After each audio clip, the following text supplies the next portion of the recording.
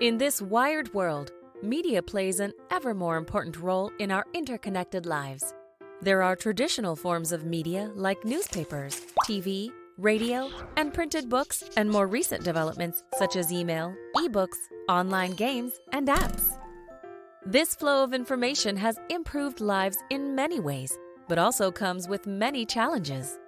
There are now more than 4.2 billion internet users worldwide, and each year, companies spend large sums of money on internet advertising.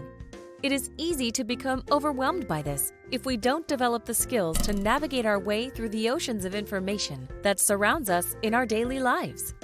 Media can be filled with the attitudes and opinions of others, and messages can often lie hidden beneath the surface of what we see and hear. It is important that we avoid passively accepting these messages and instead learn to think carefully and critically about the media we consume. We need to develop the skills to read the media rather than just absorb it. We need to develop media literacy. To do this, we must purposefully assess the messages we are exposed to think critically about them rather than just idly accept them. We need to consider new information we encounter carefully by asking these 5 important questions. Question 1. Who created the message? When we identify who has created the message, we begin to understand that messages are not natural. They are constructed. Understanding this gives us the distance to begin to see these messages more clearly. Question 2. What techniques are used to capture our attention? Now that we understand that messages are made, we need to look at how they are made. We can examine how color and size are used, how light and shade, sound and silence are used to appeal to our senses.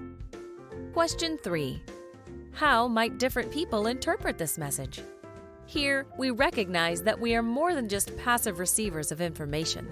By asking this question, we attempt to step outside our own perspective to explore multiple viewpoints, building respect for others in the process. Question 4. What points of view, lifestyles, or values are expressed in or left out of this message? When making a message, the author makes choices about what to keep in and what to leave out. These decisions reflect the author's values and attitudes, no matter how subtly.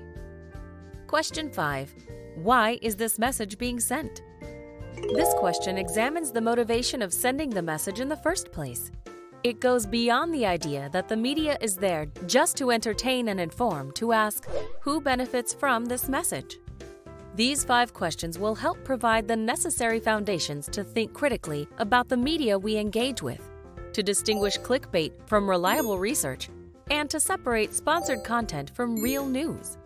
Asking these questions won't solve all the problems facing us as media consumers, but they will provide us with a solid starting point for engaging confidently and dealing competently with the media-rich world around us.